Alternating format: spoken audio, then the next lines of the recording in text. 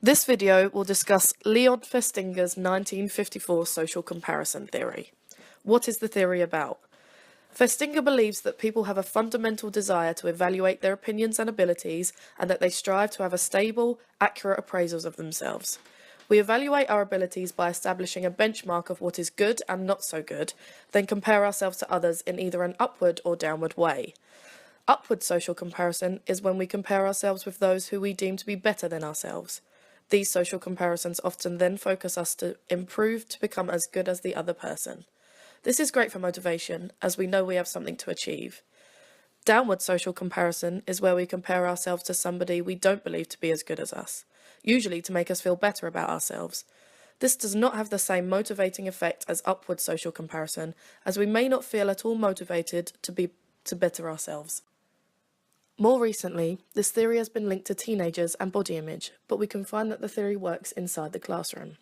Take the settings of an athletics PE lesson on the long jump. You sit back and watch your peers take their jumps first, and one particular classmate jumps 6 metres, and this is the best score in the class.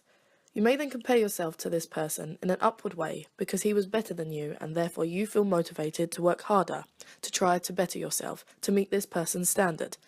However, you may make a downward social comparison and compare yourself to somebody who made several foul jumps, and think no matter whether I only jumped 2 metres myself, at least I didn't get a foul jump. How does the theory help children learn? I believe if children are taught to take an upward social comparison way of thinking, it could really help children to have an improved attitude about their learning. Children would then develop skills to learn from others to improve themselves. However, many children do have a downward social comparison way of thinking, and this can be a hindrance to learning, as these children are never looking for ways to improve their skills. How does the theory explain how children learn? The theory shows the divide between those children who are motivated to improve and those who are happy to stay where they are.